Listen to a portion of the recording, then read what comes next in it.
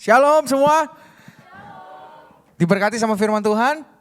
Yang diberkati boleh angkat tangan dong. Kan belum dimulai. Ya, kan belum dimulai firman Tuhan ya. Diberkati sama pujian penyembahan, angkat tangan.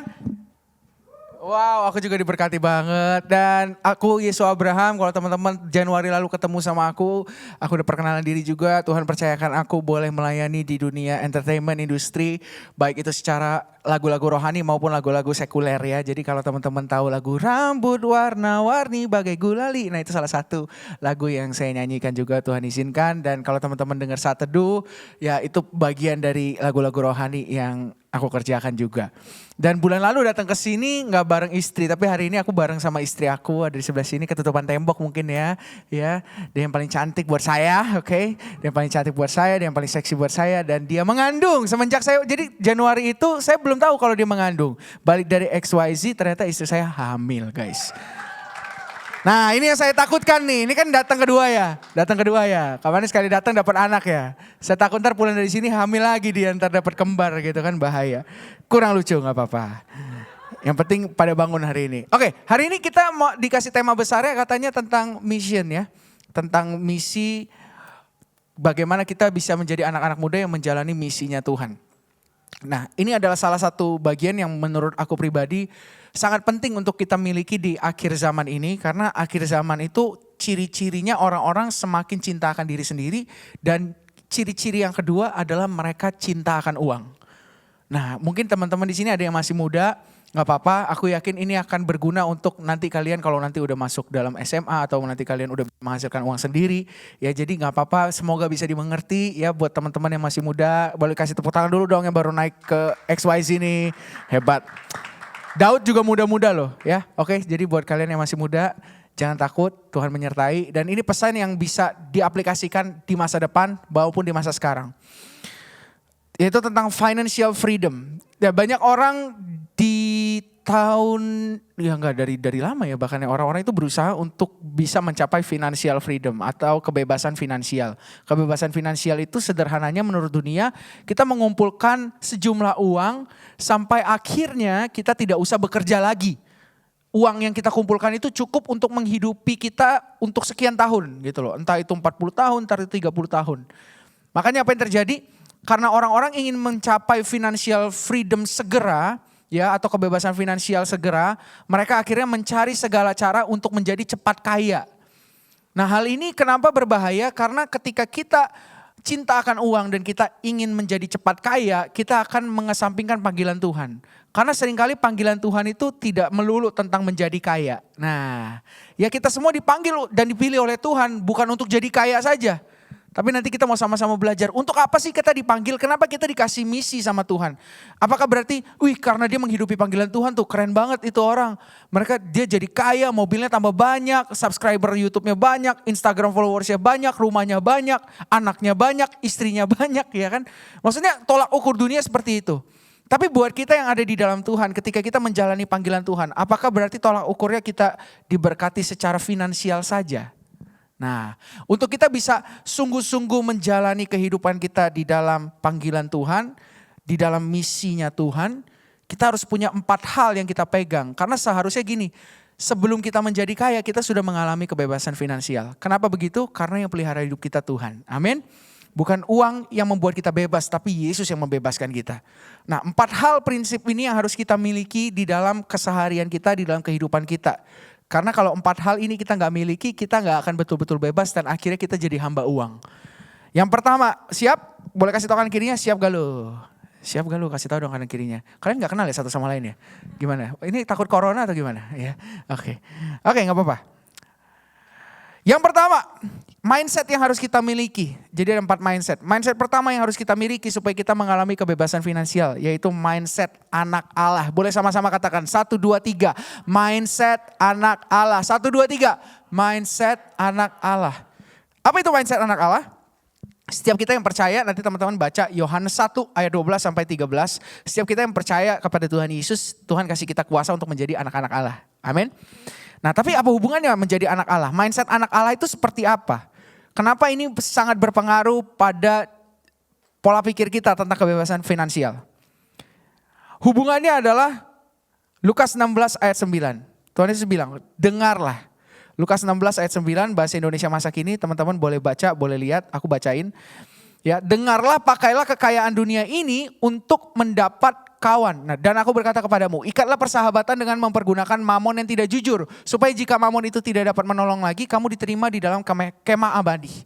Kemah abadi. Nah, kalau dalam bahasa Indonesia masa kininya, dengarlah, pakailah kekayaan dunia ini untuk mendapat kawan, supaya apabila kekayaan dunia ini sudah tidak berharga lagi, kalian akan diterima di tempat tinggal yang abadi.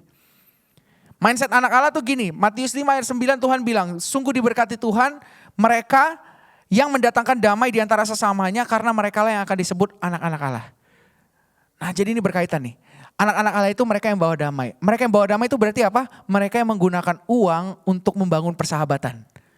Oke, nanti kalian akan masuk ke dalam dunia kerja, kalian mungkin akan mengenal yang namanya uang, entah itu voucher, entah itu Shopee Pay, entah itu Diamond, ML, anything, apapun itulah ya, PUBG. Di situ ada uang. Uang itu apa? Alat transaksi. Kalian bisa membeli sesuatu dengan hal itu, bisa mengupgrade sesuatu dengan hal itu. Jangan sampai kita mengorbankan persahabatan demi alat tukar, demi uang. Halo? Amin? Kalian nanti masuk ke dunia kantor, dunia kerja. Jangan sampai di dunia kerja kalian gontok-gontokan sama teman kalian hanya demi uang. Di dalam keluarga pun demikian. Jangan sampai kita melupakan orang tua kita demi mencari uang. Kita harus ingat yang paling utama adalah hubungan, bukan penghasilan. Penghasilan seharusnya kita dapatkan untuk membangun hubungan. Bukan hubungan dihancurin demi mendapat penghasilan. Amin. Itu prinsip yang pertama, prinsip anak Allah. Mindset anak Allah berarti apa? Aku menggunakan uang untuk membangun hubungan. Penghasilanku aku gunakan untuk membangun hubungan. Bukan aku menghancurkan hubungan demi mendapat penghasilan. Hubungan dengan siapa? Hubungan dengan keluarga, hubungan dengan Tuhan, hubungan dengan sesama. Jangan sampai kita korbankan semua itu demi mendapatkan penghasilan. Amin? Tapi kita harus dapatkan penghasilan untuk membangun hubungan. Itu yang pertama, mindset anak Allah. Jadi ingat ya, gunakan uang, jangan sampai kita diperguna sama uang, tapi kita yang harus menggunakan uang. Jangan sampai kita diperguna sama alat tukar, tapi kita harus mempergunakan alat tukar dengan baik. Mindset yang pertama tadi, mindset anak Allah. Mindset yang kedua apa? Kita harus sadar di dalam perjalanan hidup kita, entah itu kita dapatnya lebih banyak dari orang lain atau lebih sedikit. Satu yang harus kita tahu, kita hanya pengelola. Boleh katakan 1, 2, 3. Kita hanya pengelola. 1, 2, 3. Kita cuma pengelola. Kenapa kita cuma pengelola? Lukas 16 ayat 13. Ya, Lukas 16 ayat 13. Lukas 16 ayat 13 bahasa Indonesia masa kini, nanti mungkin keluarnya TB, nah nih TB ya. Seorang hamba tidak dapat mengabdi kepada dua tuan, karena jika demikian ia akan membenci seorang dan mengasihi yang lain, atau ia akan setia kepada yang seorang dan tidak mengindahkan yang lain. Kamu tidak dapat mengabdi kepada Tuhan dan kepada Mamon. Bahasa Indonesia masa kini, tidak seorang pun dapat bekerja untuk dua majikan, sebab ia akan lebih mengasihi yang satu daripada yang lain, atau ia akan lebih setia kepada majikan yang satu daripada yang lain. Begitulah juga dengan kalian tidak dapat bekerja untuk Allah dan untuk harta benda juga. Oke, nanti di dalam masa depan kita sekolah apapun itu sampai saat ini yang kita bekerja, ingat kita itu bekerja buat Tuhan. Yohanes bilang gak ada seorang pun dapat mengambil sesuatu untuk dirinya kalau tidak dikaruniakan dari surga. Jadi segala sesuatu yang kita punya sekarang itu karunia dari surga. Itu dari Tuhan. Ya, itu semua dari Tuhan, Tuhan percayakan kepada kita. Uang itu titipan Tuhan. Segala sesuatu ya, uang itu termasuk titipan Tuhan untuk menggenapi visi dan rencana Tuhan. Nah, untuk menggenapi panggilan Tuhan, misinya Tuhan. Jadi kita harus ingat kita bekerja untuk Tuhan. Uang yang menjadi hamba kita, jangan sampai kita menjadi hamba uang. Kita yang harus memberdayakan uang untuk menggenapi visi dan rencana Tuhan. Jangan sampai kita malah diperdaya oleh uang. Kalau kita tahu kita hanya pengelola, berarti kita mau melibatkan Tuhan. Karena apa? Yang punya uangnya kan Tuhan. Amin. Berarti di dalam kehidupan ini kita harus minta hikmat Tuhan. Ketika kita sadar aku tuh cuma pengelola, aku butuh hikmat Tuhan. Kenapa kita butuh hikmat Tuhan?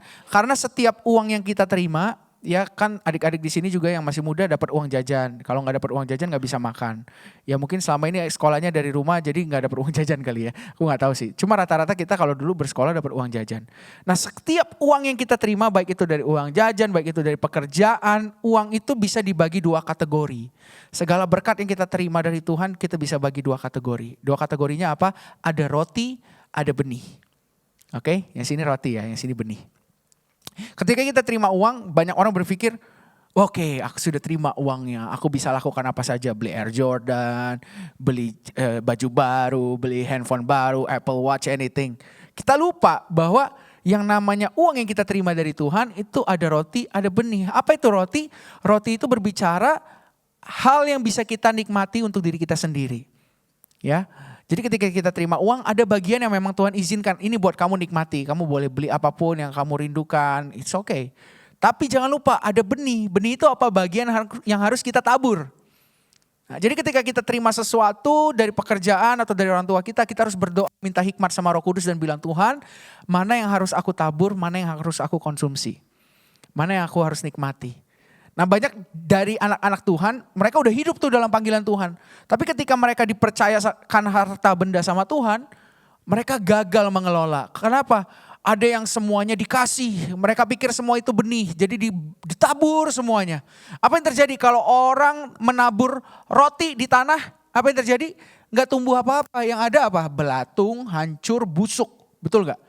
Nah banyak orang yang kayak begitu. Akhirnya apa yang mereka tabur gak menghasilkan apa-apa, yang ada busuk gak jadi berkat.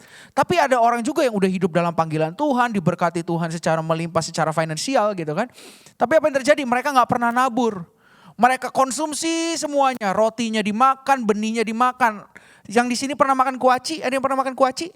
Tahu kuaci? Pernah ya makan ya kuaci? Coba makan kuaci 5 kantong, kenyang gak? Gak kenyang guys, makan kuaci. Apa? Kembung, bukan kenyang ya. Seringkali anak-anak Tuhan yang udah hidup dalam panggilan Tuhan gak mengerti cara mengelola. Mereka konsumsi semuanya, mereka beliin hal-hal yang menyenangkan daging mereka. Tapi ternyata apa? Mereka gak merasakan apa-apa, gak terpuaskan.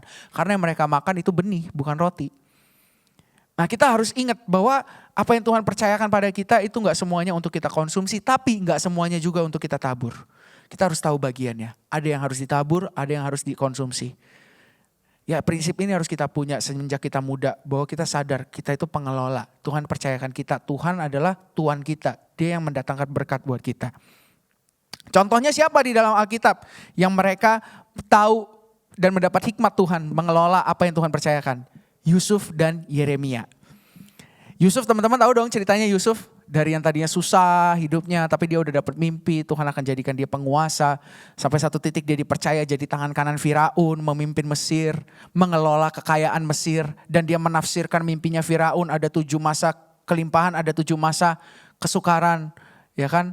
Ibaratnya kalau bahasa sekarang nih ada 7 masa profit, ya 7 masa defisit, ya kan ada 7 masa untung terus ada 7 masa keruginya gede-gedean.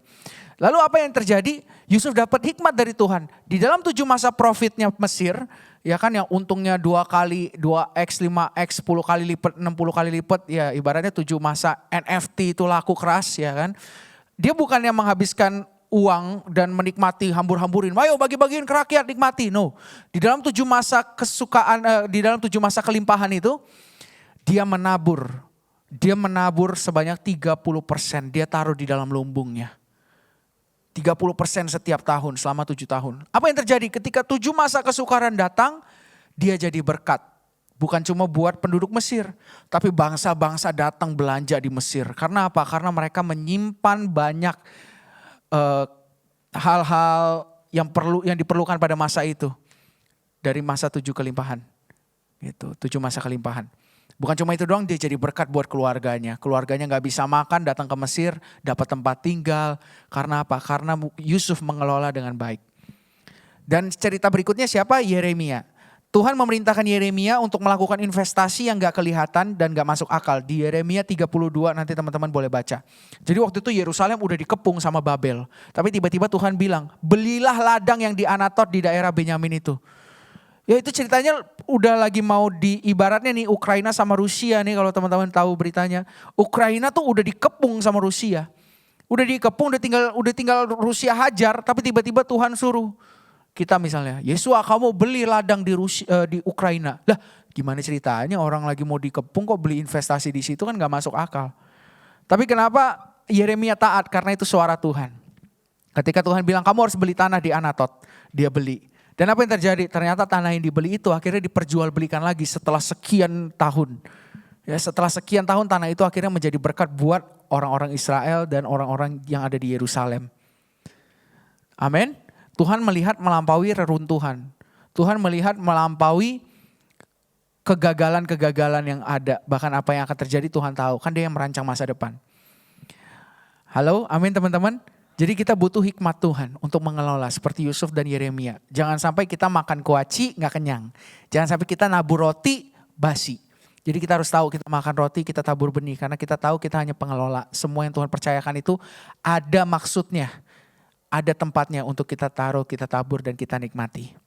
Ya, jadi yang pertama kita anak Allah, kita gunakan uang untuk membangun hubungan. Yang kedua kita hanya pengelola, kita bekerja untuk Tuhan. Jadi kita butuh hikmat Tuhan untuk tahu mana benih, mana roti. Apa yang harus kita konsumsi, apa yang harus kita tabur. Yang ketiga, ini mindset yang apa ya bisa dibilang ya. Paling simple tapi paling berat untuk dilakukan di zaman sosial media. Tapi kita sama-sama mau belajar. Mindset yang ketiga yang harus kita miliki adalah cukup dengan apa yang ada. Katakan 1, 2, 3. Cukup dengan apa yang ada. 1, 2, 3. Cukup dengan apa yang ada. Ibrani 13 ayat 5 terjemahan baru. Janganlah kamu menjadi hamba uang dan cukupkanlah dirimu dengan apa yang ada padamu. Karena Allah telah berfirman, aku sekali-kali tidak akan membiarkan engkau dan aku sekali-kali tidak akan meninggalkan engkau. Ya, janganlah kamu menjadi hamba uang, cukupkan dirimu dengan apa yang ada. Tuhan kasih tahu, aku sekali-kali tidak akan membiarkan engkau dan aku sekali-kali tidak akan meninggalkan engkau. Jangan iri hati guys. Jangan sirik. Jangan banding-bandingkan kehidupanmu dengan orang lain. Sosial media itu jahat banget memang. Kita gampang banget ngelihat orang lain yang lebih hebat dari kita. Ngelihat orang lain yang pakaiannya lebih keren dari kita. Yang mukanya lebih ganteng dari kita. Yang lebih cantik dari kita. Yang badannya lebih tinggi mungkin. Yang lebih putih kulitnya mungkin. Atau yang lebih sawo mateng kulitnya. Karena kita berasa putih gak seksi untuk cewek-cewek. Maksudnya kita hidup di zaman yang cepat banget untuk kita bisa banding-bandingin diri. Betul gak sih? Ya kan? Kalau teman-teman mungkin yang udah tahu investasi 2021 itu di mana orang-orang tuh pamerin profitnya mereka. Ya kalau teman-teman tahu ada salah satu nama inisialnya IKA ya kan. Atau DS yang mereka pamerin Ferrarinya. Mereka pamerin profitnya dari platform segala macam. Orang-orang akhirnya apa? Iri hati pengen menjadi seperti mereka. Padahal perintah Tuhan apa? Dalam 10 perintah Allah janganlah kamu mengingini milik sesamamu. Janganlah kamu mengingini milik sesamamu, istrinya, kudanya, lembunya, ibaratnya apa? Pasangan orang lain jangan diingini. Ya, jangan kamu lihat mobil orang lain, jangan kamu lihat motor orang lain. Zaman dulu gak ada, adanya kuda, adanya lembu. Tapi sekarang mobil, motor. Halo? Amin? Karena ketika kita semakin sering membandingkan diri, kita akan semakin susah bersyukur. Ujung-ujungnya apa? Kalau bahasa dulu, rumput tetangga lebih hijau. Ya kan? Daripada kita. Padahal warnanya sama-sama hijau. Kita bingung tapi. Seringkali kita lebih menginginkan punya orang lain daripada mensyukuri apa yang kita punya. Sebagai contoh ya. Ya kan ada satu anak. Sebut saja namanya Indra. Ya, bukan yang itu tapi. Indra datang ke XYZ hari ini. Ya kan datang ke XYZ. Dia senang banget. Kenapa? Dia baru aja beli sepeda Polygon. Biasanya dia jalan kaki atau naik Grab. Tapi karena dia bilang aku pengen hidup lebih sehat. Aku mau beli sepeda. Setelah sekian bulan berdoa dan menabung dia punya sepeda. Dan dia datang ke XYZ naik sepeda. Ya kan kayak XYZ naik sepeda. Dia parkir di parkiran sepeda. Ketemu sama Ana. Ya kan terus Ana bilang. Indra keren banget sepeda lu. Ya kan dia seneng banget. Dia senyum. Si Indra bilang iya nih puji Tuhan. Tuhan baik banget. Akhirnya bisa kebeli sepeda. Bisa hidup lebih sehat gitu kan. Pas lagi jalan pun Indra tuh nyanyi terus. Tuhan Yesus baik ya kan. Tiba-tiba datang si Doni. Ya kan bukan Doni yang itu tapi. Doni datang. Wah. Bum bum bum. Ya kan. Dia datang naik CBR. Asik. CBR dia datang. Anak lihat si Doni. Anak bilang Doni lo keren banget. Indra menoleh ke belakang melihat si Doni. Yang tadinya si Indra senyum dia mulai cembetut. Ya kan. Doni jarang ke gereja. Ya kan. Datang pas ada perlunya doang. Tiap kali ada komsel gak pernah ikutan. Kok dia naik motor sih?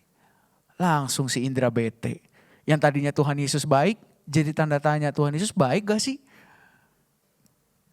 Kok aku yang setia ikut Tuhan, menjalani panggilan Tuhan cuma naik sepeda? Kok si Doni naik motor CBR, padahal tadi happy banget. Ya kan, tapi karena apa? Karena mata, makanya jagalah matamu ya. Mata itu kan bahaya banget kalau kita gak jaga. Kita jadi pengen, padahal tadinya kita udah merasa cukup, sepeda cukup. Oke, kita ngeliat orang lain. Satu lagi, ada si Ali. Si Ali dateng ya kan, dia baru beli sepatu Converse, ya seneng banget, happy banget. Ya kan akhirnya kebeli nih Converse gitu kan. Dateng, anak lagi ngomong, wih sepatu lo keren banget gitu kan. Anak emang suka gitu ya si anak ya. Ya kan sepatu lo keren banget, iya nih puji Tuhan nih akhirnya kebeli nih Converse dari kemarin pengen. Si Ali, dateng si Aman. Ya kan si Aman datang pakai Air Jordan, Travis Scott. Ya gitu si Ali yang tadinya baru beli tuh. Tiba-tiba, aduh kok ankle gue gak enak ya katanya. Aduh kok kayaknya sempit ya sepatu gue. Itu kan, Man cobain dong sepatu lu, cobain. Ih kok enak banget ya sepatunya Aman ya. Pengen, iri hati, ingin punya orang lain. Kita harus cukupkan diri dengan apa yang ada, amin. Amin. Berkat Tuhan gak pernah salah alamat. Ya, kalau Tuhan percayakan kita sekarang segini, ya segitu yang kita bisa terima dan kita bisa maksimalkan. Jangan kita bilang, Tuhan harusnya aku dong yang kayak begitu. Harusnya aku yang ada di posisi itu, kenapa dia? Kan tadi ayatnya udah dibilang Ibrani, apa? Aku sekali-kali tidak akan meninggalkan engkau dan tidak akan membiarkan engkau. Kalau Tuhan gak pernah ninggalin kita, Tuhan gak pernah biarin kita, berarti apa? Tuhan perhatikan kita. Jangan kita bilang Tuhan gak perhatikan aku nih, Tuhan lebih perhatiin dia. No, ayat firman Tuhan tadi jelas. Aku tidak akan meninggalkan engkau, aku tidak akan membiarkan engkau. Jadi kita harus ingat, cukupkan diri dengan apa yang ada. Bersyukur dengan apa yang ada pada kita hari ini. Nikmati apa yang ada pada kita hari ini. Amin. Jadi kalau kita tahu bahwa yang diberkati Tuhan itu bukan mereka yang punya lebih. Ya, kalau kita tahu kita mencukupkan diri dengan apa yang ada. Berarti orang yang diberkati Tuhan bukan mereka yang punya lebih. Tapi siapa yang diberkati Tuhan? Orang yang diberkati Tuhan adalah orang yang bisa bersyukur dan menikmati apa yang mereka punya sekarang. Kalau kamu hari ini mungkin kamu dengan kesederhanaan, kamu mungkin datang dengan naik Grab atau kamu naik apapun itu, ojek online. Tapi kamu tiap hari kamu bisa bilang Tuhan terima kasih aku sayang sama Tuhan dan kamu bisa jadi berkat buat banyak orang. Kamu diberkati Tuhan. Tapi kalau kamu hari ini mungkin kamu naik mobil, kamu naik motor tapi hidupmu gak penuh syukur. Kamu kerjaannya masih banding-bandingin diri dengan orang lain. Kamu menjauh dari Tuhan, gak punya waktu buat Tuhan. Kamu bukan orang yang diberkati Tuhan.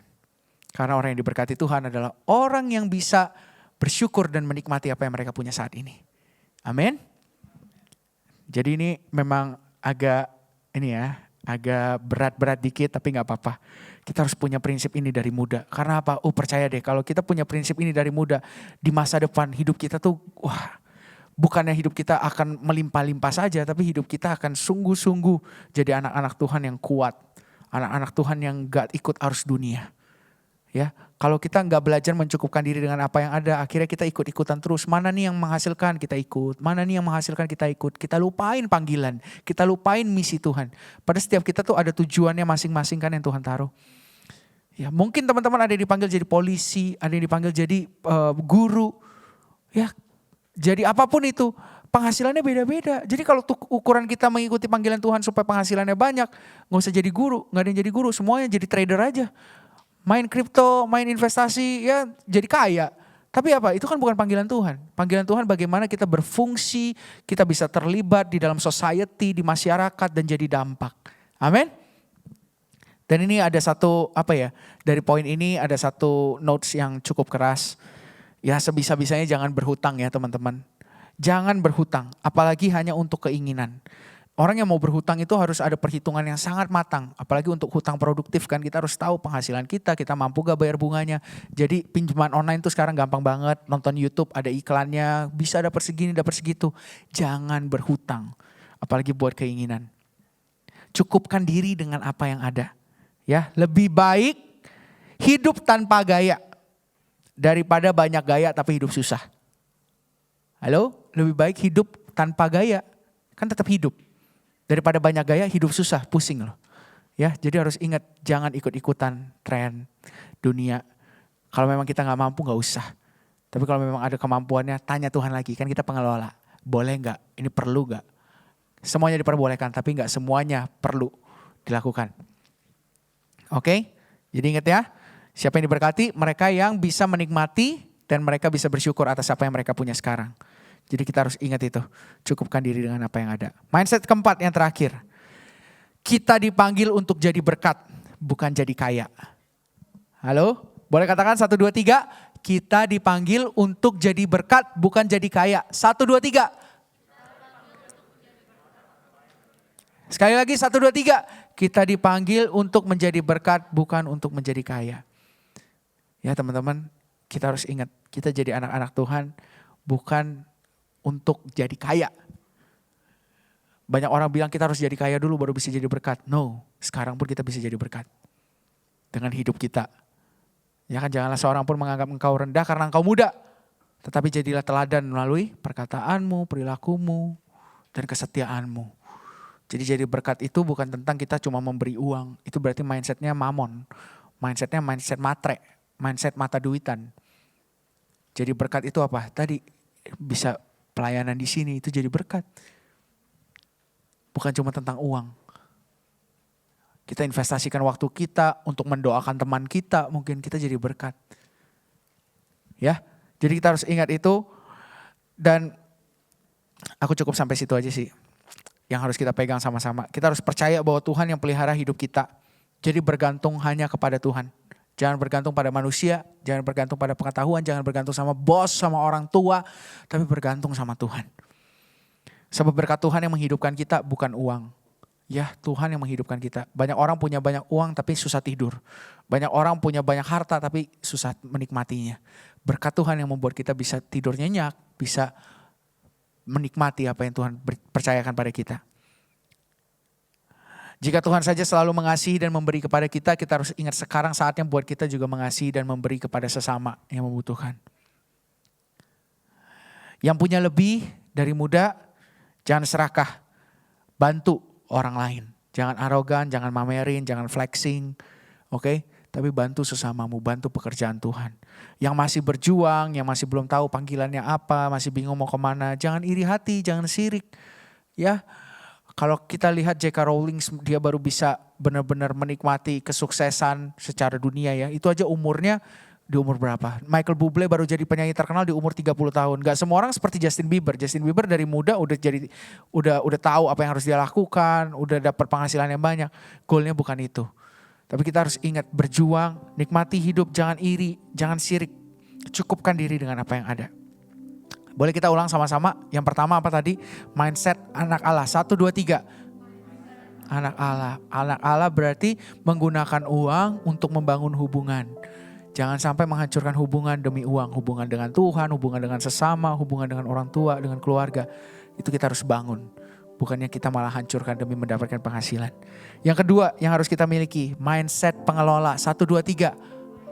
Pengelola, segala sesuatu yang kita punya dari Tuhan dan buat Tuhan lagi. Jadi kita harus tahu mana benih, mana roti, mana yang harus kita konsumsi, mana yang harus kita tabur. Yang ketiga, cukupkan diri dengan apa yang ada. 1, 2, 3. Cukupkan diri dengan apa yang ada. Jangan sirik, jangan iri hati. Berkat Tuhan gak pernah salah alamat. Orang yang diberkati Tuhan adalah orang yang bisa menikmati dan bisa bersyukur atas apa yang dia punya pada saat ini juga. Bukan nanti. Dan yang terakhir, kita dipanggil untuk jadi berkat, bukan jadi kaya. 1, 2, 3. Kita dipanggil untuk jadi berkat, bukan jadi kaya. Ya, jadi kita harus ingat itu. Yesus bukan datang untuk jadi orang yang gagah, dia jadi tukang kayu guys. Tapi apa? Tapi Yesus jadi berkat buat kita semua. Karena apa? Karena dia mati buat kita, dia mengorbankan nyawanya supaya kita bisa mendekat kembali kepada Bapa. Yesus menjadi bukti bahwa menjadi berkat gak perlu jadi kaya. Yes. Dan kita dipanggil untuk jadi Kristus-Kristus kecil. Kristen kan? Siapa orang Kristen? Angkat tangan di sini. Orang Kristen? Ya, kita dipanggil untuk menjadi seperti Kristus. Yang bisa menjadi berkat buat banyak orang. Yang bisa membawa banyak orang melihat kasihnya Bapa. Dan akhirnya hidup kita bisa memuliakan Tuhan. Yuk kita datang sama Tuhan.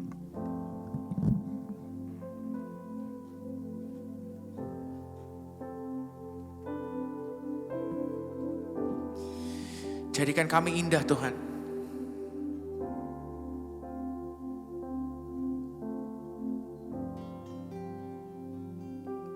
kami indah Tuhan. Thank you Jesus.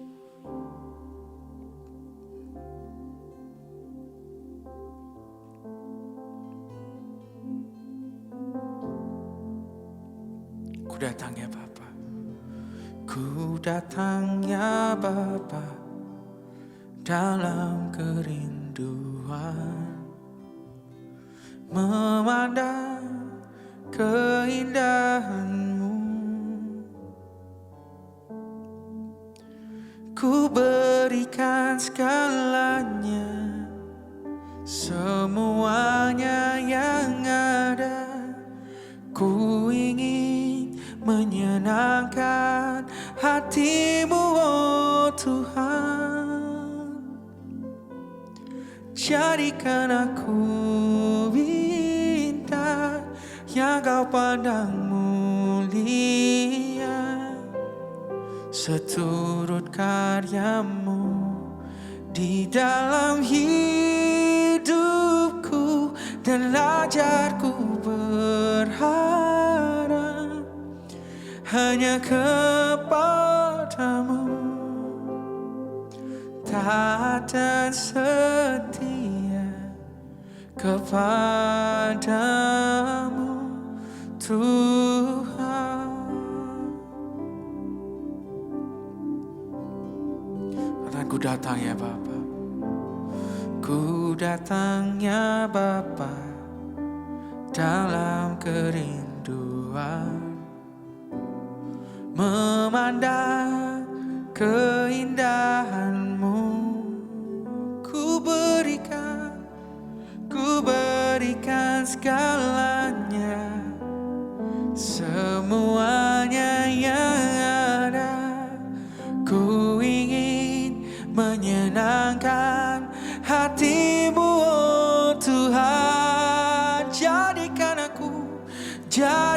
aku indah yang Kau pandang mulia, seturut karya-Mu di dalam hidupku, dan ajarku berharap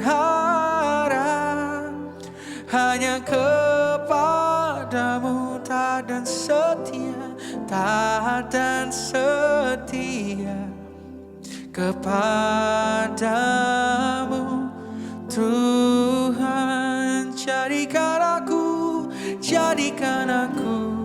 indah yang Kau pandang mulia, seturut karya-Mu di dalam hidupku, dan ajarku berharap hanya kepada-Mu, taat dan setia kepada-Mu Tuhan. Kami datang pada-Mu Tuhan. Bentuk kami, ubahkan kami. Mari datang sama Tuhan. Tuhan, bentuk hatiku, mampukan aku Tuhan, supaya aku tidak cintakan uang, supaya aku hanya cinta kepada-Mu. Jadikan aku anak-anak-Mu yang mengasihi Engkau, bukan yang lain, karena Engkau lebih dahulu mengasihi kami. Datang pada-Mu, kami datang pada-Mu, kami tanggalkan semua beban,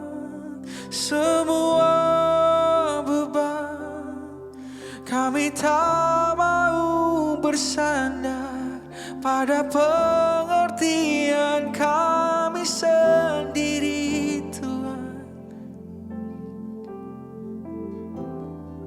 Ajar kami mengerti, ajar kami mengerti hati-Mu, mengerti hati-Mu. Oh,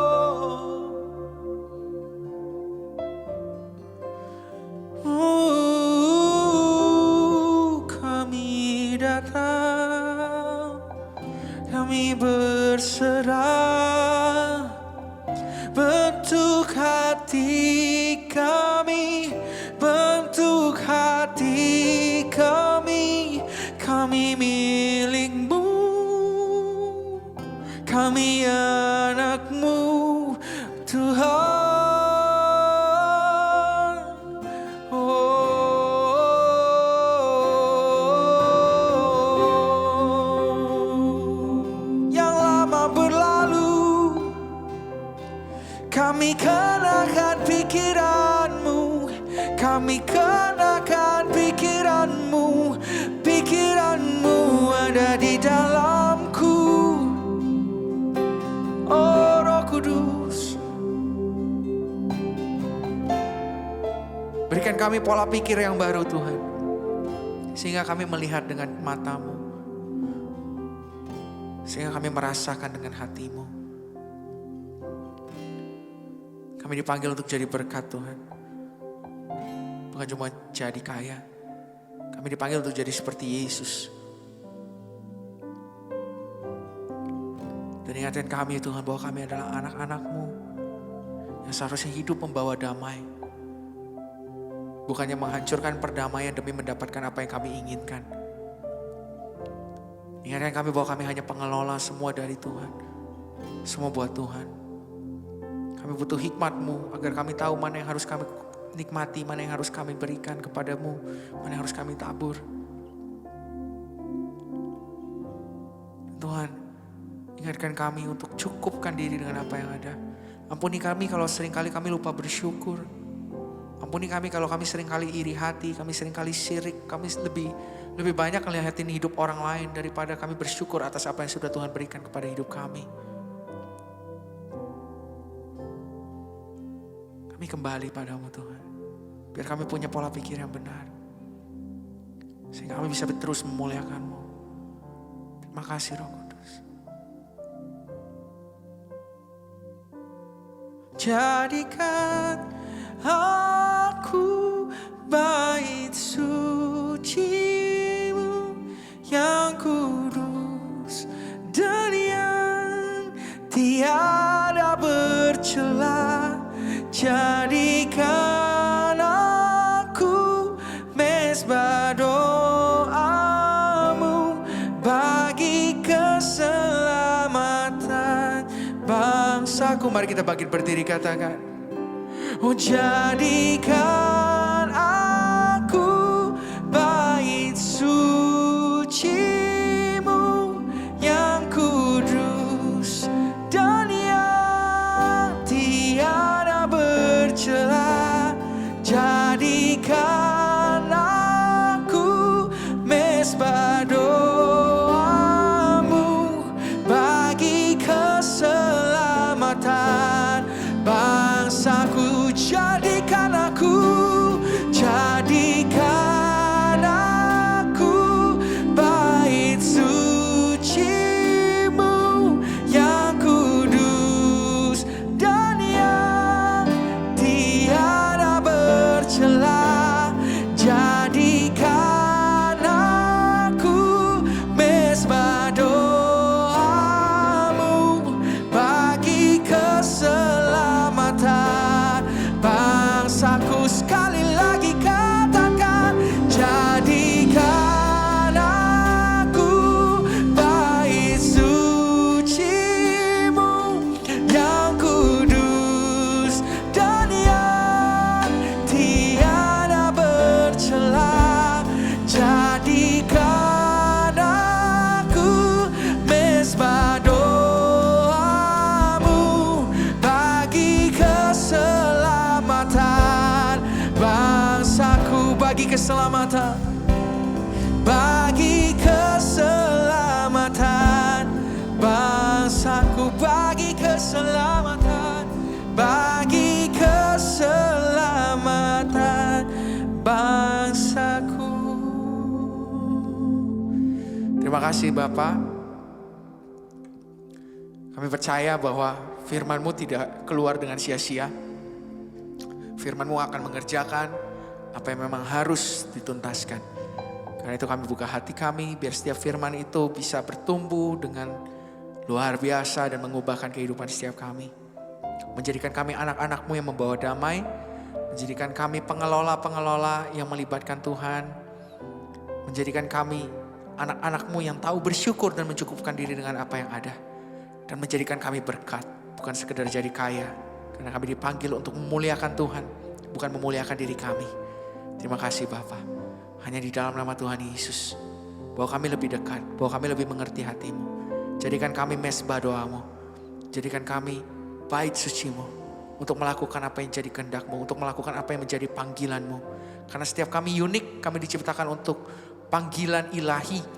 Dan tempat-tempat yang harus kami tempati, biar kami tahu di mana kami harus berada. Sehingga kami di sana bisa maksimal dan nama Tuhan dimuliakan dan rancangan Tuhan digenapi. Karena kebenarannya Engkau merancangkan hari kami hingga akhir ketika kami masih ada di dalam kandungan. Jadi apa yang akan terjadi sudah Engkau sudah tahu Tuhan. Karena itu kami mau masuk di dalamnya. Dan kami mau memuliakan Engkau. Terima kasih Bapak. Hanya di dalam nama Tuhan Yesus kami ucap syukur dan berdoa. Amin. Tuhan Yesus berkati. Silakan duduk teman-teman.